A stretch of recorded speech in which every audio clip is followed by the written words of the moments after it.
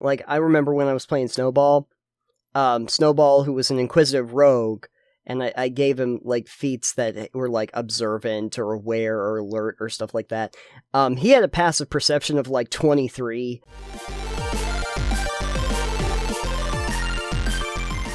Something came across my purview yesterday that involved Baldur's Gate 3.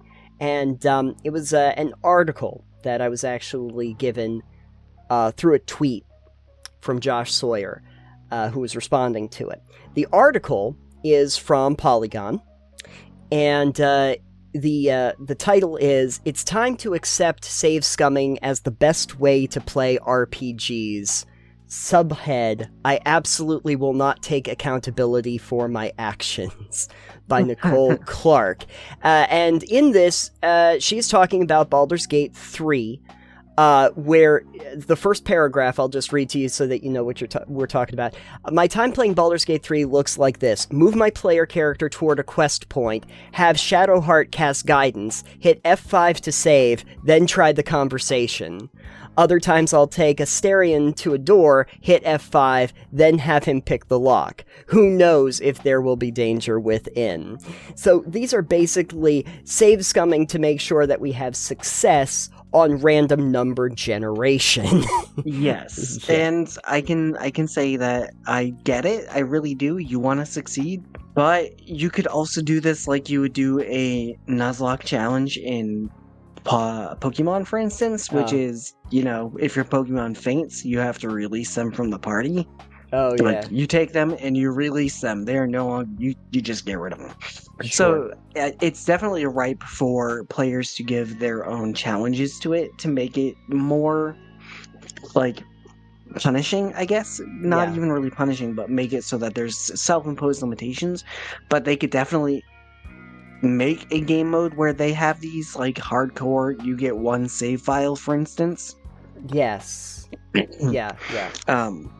I will say, though, the game is really forgiving with a lot of the things. Inspiration is in the game, and unlike Inspiration, I believe, in tabletop version of D&D, which you don't get to... If you use Inspiration, you don't know if you succeed or fail before you use it, right? Or do you get to use Inspiration as a reroll? Like, you failed that. Be like, can I use Inspiration to reroll that? I believe that the rules might be changing in 1D&D, but my understanding is that, like, Inspiration... If you want to use Inspiration, you would get your advantage or something on a roll that you consider to be important, but you wouldn't know that you had not succeeded before you use it. Right. So in this one, you get up to 4 Inspiration counters you can keep. Mm-hmm. So you only get 4, but it's handed out fairly often. Like, if you're doing something that your characters have in their background, as you would do in normal D&D. Sure. If the characters do something, or you as a player do something, and another character has it within their background that would go along with it, you get Inspiration. It's not too hard to acquire. I generally have 4 ticks of it I can use. And you can go, cool, I want to make a roll. And it adds up all your bonuses. You can use Guidance as a cantrip if you have someone in the party with it. Mm-hmm. If you have any other cantrips or spells on your repertoire that would be able to be cast, you can also have it so, like, Friends or Charm Person, I can use those and get advantage on the roll. But I can only pick, like, one spell, so I can either pick Guidance, or I can pick Friends, or I can pick Charm Person. Okay. Unless out of combat, I go cast Guidance on my character and then cast Charm Person on the person. Then I can have both active. Right. But so I roll my dice, and then it adds up all the bonuses, and if I fail, it goes, do you want to use Inspiration to roll it again? It's got a button. Use Inspiration. Just re-roll. And it lets you. It doesn't, it's in there. It's a thing. It tells you you've got the Inspiration, and it just lets you instantly re-roll and take the new results. If that's not in 5e, I think that is something that they had proposed for 1D&D in the test material, so... And I think that's fine. People want to succeed, but also failing can have its rewards. Too. Mm-hmm. And it's really not that punishing. Even if you, for instance, you go to pick a lock, the lockpicking sets are given out like crazy. You find them, you steal them, you have a ton. Yeah. I have like 35 on my character. Yeah.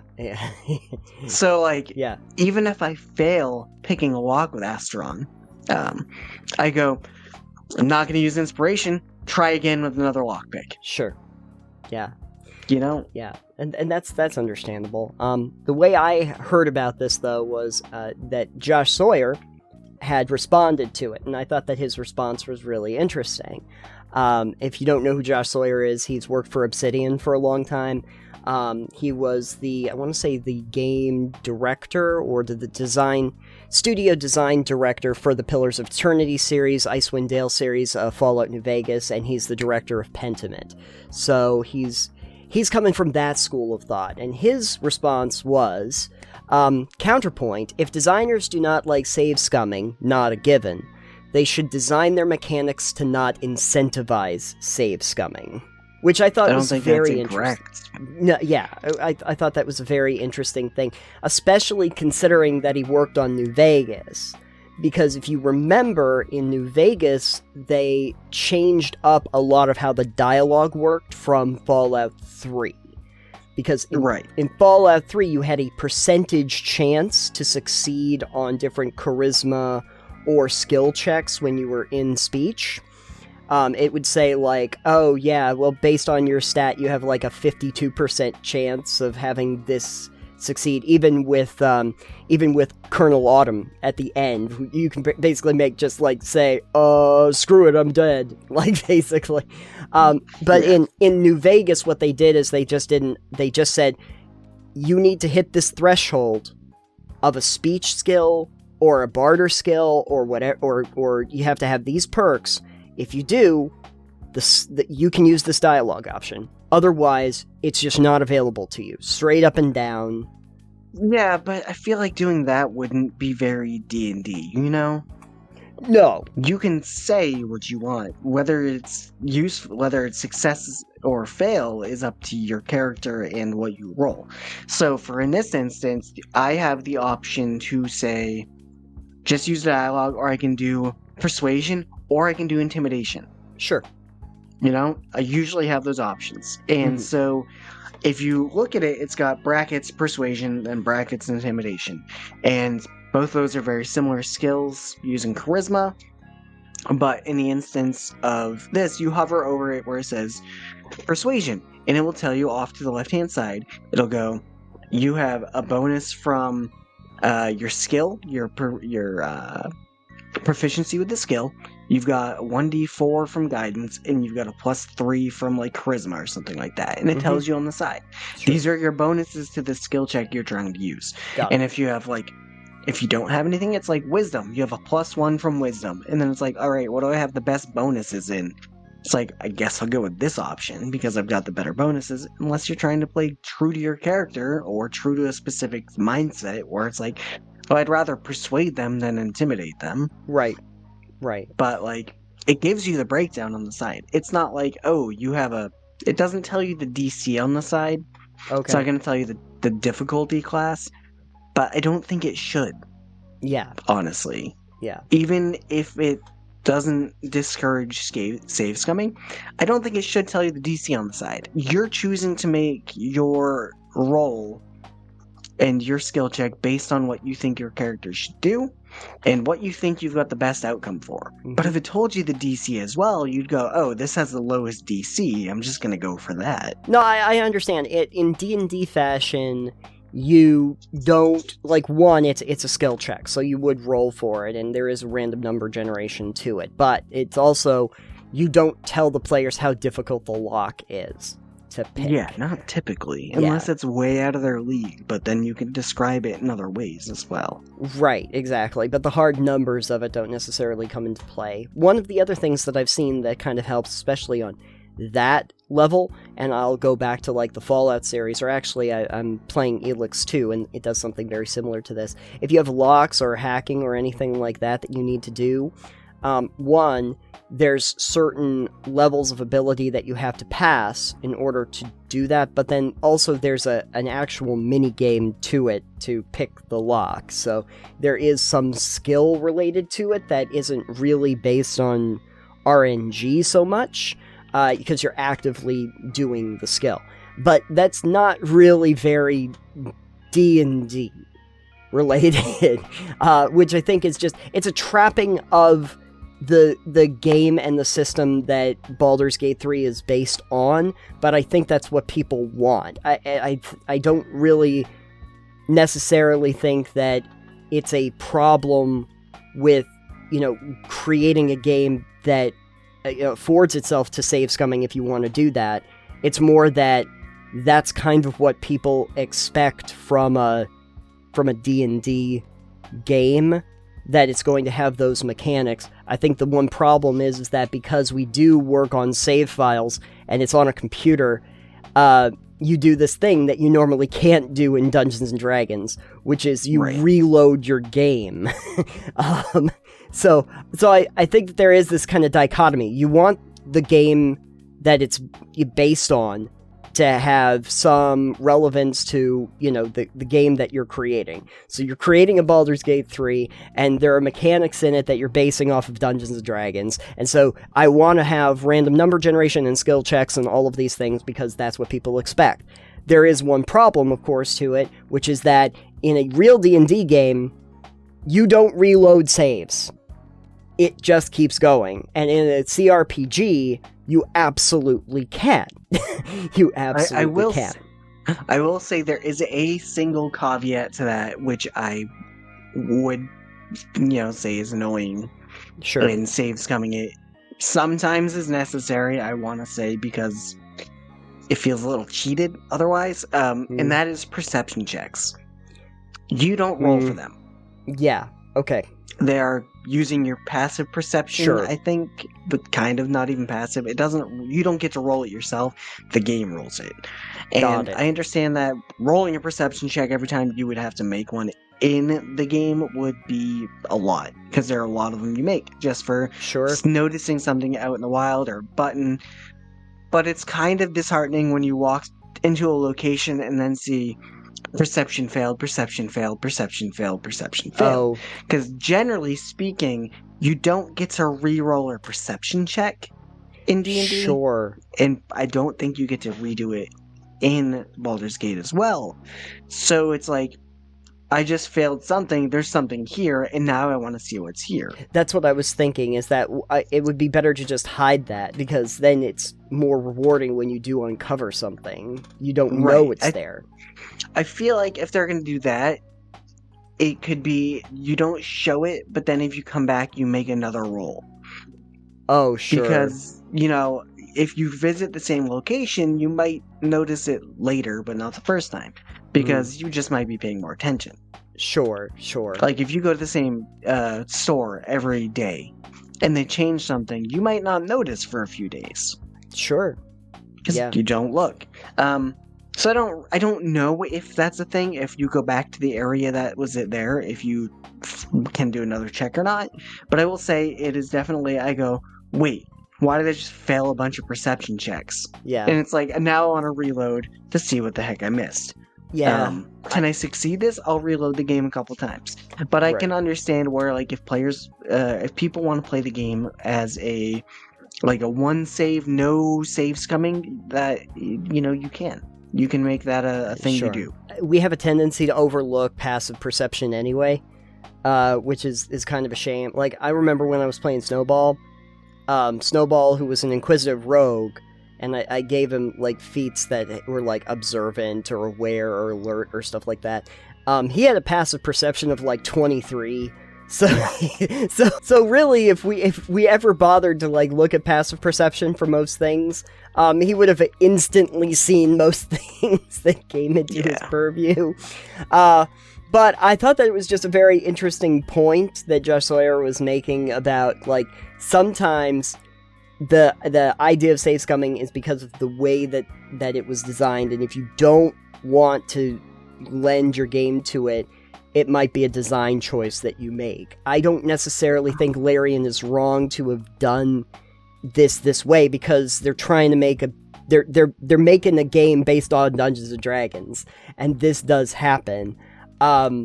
But if you're not basing it off of D&D and you are worried about players, constantly reloading because of random chance, maybe consider that when you're doing the game mechanics. Yeah, or just consider that you added, like, they already have 3 difficulty modes, which are story, balanced, and then like tactician. Sure. Which are less focused on combat, kind of middle ground, and then more focused on combat, being more, tactical. Mm-hmm. Maybe make another option for it where it's turn off the ability to do quick saves. Yeah. That or would work. like you can only so many save files. Yeah, you can't reload a save at all. You can reload it if you load the game, but maybe make it so you just can't reload. It's basically the Iron Man mode. It's you get one save file, and if you die, you die. Hardcore mode. Yeah, hardcore mode. Yeah. The most recent one I'm not necessarily proud of, but I was just trying to get through some portion of the game. I had a case where I did this, where I would reload, and it was, what was it called? Story of Seasons, Friends of Mineral Town. I tried that for a minute, and there's this race that you go to where you can put money down and bet on one of the horses to win the race, and then you get a bunch of coins if you win. And the first time I went in and I didn't really have coins, like I didn't know that this was a thing that you could do, but I put a little bit of money down and I didn't win, and I noticed that you could do multiple races, and I went back and I was like, okay, well, this time I'm actually gonna bring coins, because I didn't know that was like a thing that we do, and I went and I didn't win the second time, but I kept noticing that it was like the horse on the bottom kept winning with like 7-1 odds on it, and I was like, well, now I gotta see. So I reloaded again, and I just got as many coins as I could, and I like put them all on the horse that was in the bottom of the corner of the screen, same horse that keeps winning, and I did, and it won, and I got all of these coins that I could buy a bunch of really valuable stuff for, and made a ton of money, and I was like, yeah, okay, I guess I'll take this one, but most of the time I try to avoid it. But I do find myself, especially in games where I keep dying continuously, I'm more frequent with the number of times that I save, so I don't have to go back and do progress over and over again. Right. Upon death. So there's definitely a argument from that. But, I thought it was an interesting conversation about the act of just competitively restarting to get the best result on randomization, and whether it's a good idea, a bad idea, or really if it has a design component to it, which I would say you could say there's a design component. There's definitely also been points in the game where I've had to take and basically save scum through combat. And not like through the middle of combat, but like saving right before I initiate combat and seeing the different ways I can get into combat in my favor. Not because I'm trying to cheese the system, but because they are potentially difficult fights. Yeah. I've had a couple fights with this like a hobgoblin, and he would just come over and like knock out my fighter in like 1-2 hits. Like he'd get one hit and then get a second hit. And then he would rage, and I'd be like, well, that's the person I had who could do the most damage, and I've got like 5 goblins plus this guy on me? Yeah. So I'm like, guess I'm reloading the save and trying that again. Yeah. Tell me about it. But at that point, it's just saving time between the point the point at which I decide to reload a save, sure, and me having to reload a save when he kills all of my party members later. Yep. You know? Because I got the weapon that he had, which is like, oh, that's how he was able to do it. It's a good weapon. But I'm just like, there's been a couple boss fights, not even boss fights, but like mini boss fights like that, where it's like, all right, this room is not to my advantage. How can I get a leg up on this and take care of that? Yeah. You know? And one of them, I was like, I had some ogres that I could call in for reinforcements. Sure.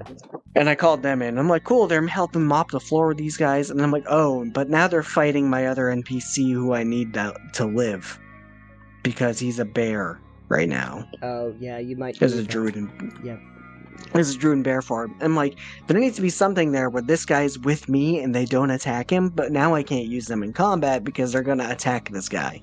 So I've got to try that again, otherwise this druid dies. Would it be interesting, I think, to play the game as a no quick save, no quick load kind of deal? Just one save file, essentially, and go through it?